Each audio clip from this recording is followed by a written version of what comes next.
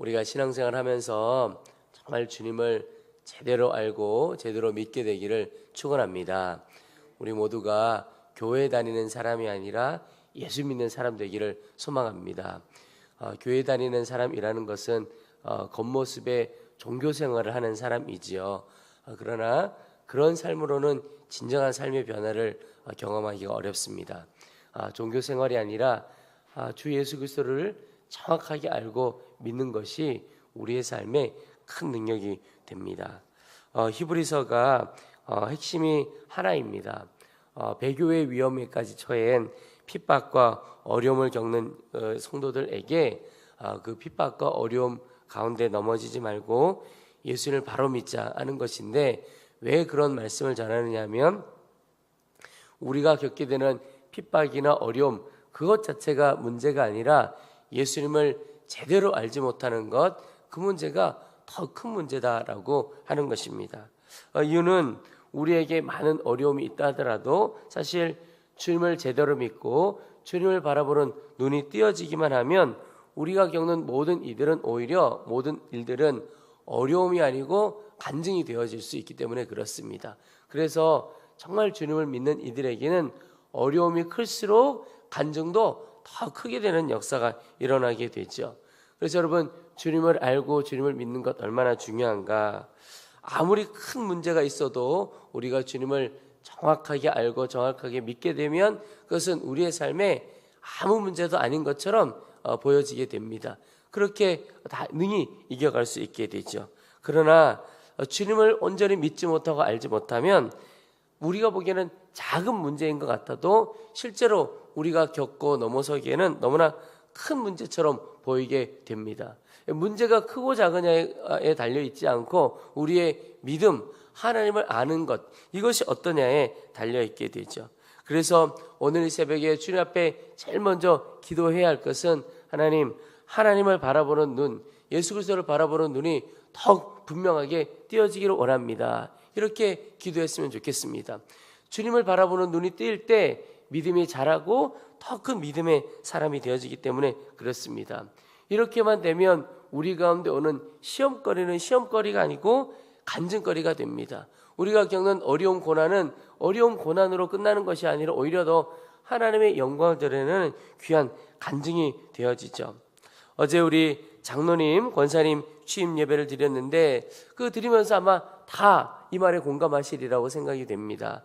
우리 간증하셨던 분들의 삶에 지나온 어려움들을 이야기하셨는데 그 어려움이 참 어렵구나 이렇게 된 것이 아니고 그 어려움 때문에 하나님의 은혜가 참 놀랍다, 하나님의 역사가 참 크다, 하나님이 살아계시다 하는 것을 다 경험하게 됐죠. 그래서 우리가 다 눈물과 감격으로 함께 그 간증을 듣고 예배하고 하나님께 영광을 돌려드렸는데 어려움이 오히려 간증이 되고 영광이 되는 겁니다. 그래서 어느 때든지 주님을 바라보는 눈이 열리고 믿음으로 살아가야 하겠지만 특별히 더 그럴 것이 환경이 어려울수록, 내게 어려움이 다가올수록 더욱 주님을 믿는 믿음 하나 분명하면 됩니다. 그러면 다 이겨낼 수가 있게 되는 것이죠. 여러분, 우리 가운데 주님 더 분명한 믿음, 하나님을 아는 이 믿음이 더 분명해지기를 원합니다. 함께 기도하기를 원합니다. 오늘 히브리서 9장 마지막 말씀을 함께 읽었는데요. 이 히브리서 9장은 주님의 보혈의 능력에 대한 말씀을 전하고 있습니다. 보혈의 능력, 한마디로 말한다면 주님과 우리 사이의 관계를 회복시켜 간다라고 하는 것입니다. 그게 바로 주님의 보혈의 능력입니다. 여러분, 우리 삶에 여러 가지 겪고 있는 문제가 있습니다. 그런데 그 문제들이 참 복잡해 보이지만 사실 핵심은 하나입니다. 하나님과 우리 사이의 관계가 어떠냐, 이게 사실 핵심입니다. 죄로 인해서 하나님과 우리 사이의 관계가 끊어지고 관계에 문제가 생긴 겁니다. 그래서 우리의 삶에 일어나는 모든 일들이 사실은 말할 수 없는 어려움으로, 아픔으로 다가오게 됩니다. 근데 분명한 사실 하나는 하나님은 살아계신 하나님이시고 우리의 모든 삶을 주관하시는 하나님이십니다. 생사화복을 주관하시는 분이시죠. 근데 그분과 우리 사이의 관계가 끊어졌다면, 문제가 있다면, 그 말은 하나님은 살아계시지도 않고 혹 살아계신다 하시더라도 나의 인생에 아무런 영향도 미치지 않는 나와 상관없는 분이라고 생각한다면, 그렇게 살아가는 사람의 인생은 어떤 인생이겠습니까? 아무런 하나님의 은혜도 하나님의 능력도 경험하지 못하고 살아가는 사람이죠. 그런 상황 가운데 있을 수밖에 없지만 그리스도의 보혈이, 주님의 보혈이 그 죄로 인하여 끊어진 하나님과 우리 사이의 관계를 회복시켜 주십니다. 근데 그 회복시켜 주시는 것이 무슨 뜻이냐면 죄의 문제를 해결해 준다, 이런 뜻이죠. 하나님과 우리 사이의 관계가 끊어진 원인도 죄고 주의 보혈이 이 죄의 문제를 해결해 주신다는 겁니다. 그래서 주의 보혈로 인해서 하나님과 우리 사이의 관계가 회복되고 하나님과 다시 교제하며 살아갈 수 있게 되었다, 이런 뜻입니다. 그것이 바로 구원입니다. 살아계신 하나님과 관계가 회복되는 것, 이것이 바로 구원이지요.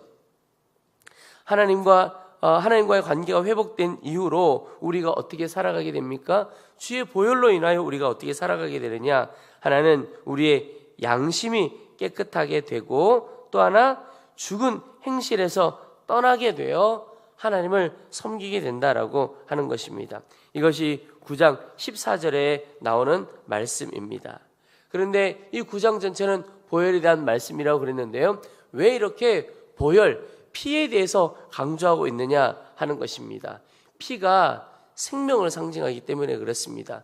피가 생명을 상징하고 그 주의 보혈로 인해 우리가 살아나게 되었다라고 하는 겁니다.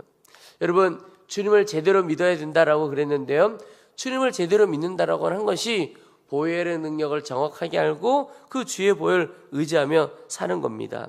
주의 보혈의 능력이 첫 번째는 죄 씻음이라고 그랬습니다. 여러분, 우리가 지었던 모든 죄에서 온전히 용서받고 씻음 받았음을 믿습니까? 이전에 제사드렸던 짐승의 피로는 불완전했습니다. 그래서 계속 짐승을 잡아야 하는 겁니다. 제사드리는 그 제사장도 불완전한 인간이었고 그 제사도 불완전했습니다. 그래서 늘 짐승의 피로 제사를 지나야 했던 것이죠. 그런데 예수 그리스도의 보혈은 완전한 제사가 된 겁니다. 완전한 제물로 하나님 앞에 드려진 것이죠. 그래서 주님의 십자가로, 주님의 보혈로 우리가 이전의 죄, 현재의 죄, 미래의 죄까지 다 씻음을 온전히 받게 된 것입니다. 여러분, 이것을 온전히 믿고 그래서 우리 가운데 용서함으로 인한 평안함과 기쁨이 우리 가운데 있습니까? 처음에 말씀을 드릴 때 종교 생활이 아니고 예수님을 온전히 알아야 된다, 그런 말씀을 드렸는데요, 종교 생활을 하는, 그러니까 좀 율법적인 생활을 하는 신앙생활로는 지식으로만 그것을 알게 됩니다. 주님의 보혈이 나의 죄를 씻어주셨지라고 지식으로만 알면 알긴 알지만 평안함과 감격이 없습니다. 여전히 죄짐에 눌려 살아갈 때가 많습니다. 주님은 십자가에서 내 죄를 용서해 주셨다고 머리로는 아는데 그 감격과 기쁨이 내 안에 없고 평안함과 기쁨이 없는 겁니다. 지식으로만 알고 여전히 율법적인 신앙생활을 하기 때문에 그렇습니다. 여러분, 이 주의 보혈에 대한 지식이 머리로 아는 지식이 아니라 심령으로 온전히 깨닫고 누리게 되기를 축복합니다. 우리의 마음의 평안을 앗아가고 기쁨을 앗아가는 이 죄의 문제에서 완전히 노임을 얻을 수 있는 길은 바로 주의 보혈의 능력을 의지하는 것인데, 지식으로가 아니라 심령으로 온전히 깨닫게 되어지는 것입니다. 또 하나가 죽은 행실에서 떠나 거룩한 삶을 살아가게 하는 것이 바로 주의 보혈의 능력입니다. 죄를 씻어주실 뿐만 아니라 죄된 삶에서 떠나가게 한다는 겁니다. 여러분, 주의 보혈, 십자가를 믿음으로 인하여 이전의 삶에서 완전히 변화가 되었습니까? 예수님을 믿고도 우리의 삶에 변화가 없다면 그건 두 가지 중에 하나겠죠. 주의 보혈, 복음에 문제가 있거나 우리가 그 복음을 받아들이는 우리에게 문제가 있거나, 그러나 주의 십자가 복음은 분명한 사실이죠. 능력입니다. 그런데 우리의 삶이 변하지 않는다면 결국은 우리가 그 복음 앞에 어떻게 서 있느냐, 여기에 문제가 있는 것이죠. 여러분, 주님께서 십자가로 인하여 우리는 완전히 새 사람이 된 것을 믿고 우리가 옛사람은 죽고 새 사람으로 살아가게 된 것을 분명하게 믿고 깨닫게 된다면 달라질 수밖에 없습니다. 그 말은 하나님의 사랑과 하나님의 용서를 똑같이 지식으로만 아는 것이 아니라 실제로 관계를 통해서 알아가느냐 하는 것입니다. 여러분, 누군가를 안다고 할 때 내가 그 사람의 이름, 그 사람의 나이, 그 사람의 직업 이런 거 알 수 있죠. 그렇지만 관계를 맺고 아는 것과 관계없이 지식으로 아는 것은 엄청난 차이가 있습니다. 우리가 누군가 유명한 사람을 알고 있다고 할 때 그 사람을 여러 가지 그 사람에 대한 지식을 가지고는 알 수가 있습니다. 근데 그것 가지고 내가 그 사람을 안다고 말하기는 좀 어렵습니다. 내가 그 사람 잘 알아 이렇게 표현하는 것은 그 사람의 나이, 그 사람의 어떤 지식 이런 정보는 잘 모른다 하더라도 그 사람과 관계를 통해서 알아가게 될 때 정말 안다고 말할 수 있는 것이죠. 주님과 관계를 통하여 알게 될 때 우리의 삶이 그렇게 변화되어지게 됩니다. 근데 그 관계를 통해서 주님을 알아가는 것, 더 깊이 주님을 알아가는 것 어떻게 그럴 수 있습니까? 날마다 주님과 동행하고 주님과 계속 동행하며 주님을 바라보는 삶이죠. 그럴 때 하나님께서 우리의 삶을 변화시켜 주시는 그 십자가의 능력, 보혈의 능력이 우리의 삶에 경험되어질 수 있게 되는 것입니다. 여러분, 지식이 아니라 관계를 통하여 실제를 통하여 주님을 알아가게 되기를 축복합니다. 그럴 때 죄의 권세로부터 완전히 노임을 얻게 되고 죄된 삶에서 이전의 삶에서 떠나게 됩니다. 미움과 원망의 삶 그리고 염려와 근심과 두려움의 삶에서 이제는 평안함의 삶, 기쁨의 삶을 누려갈 수 있게 되는 거죠.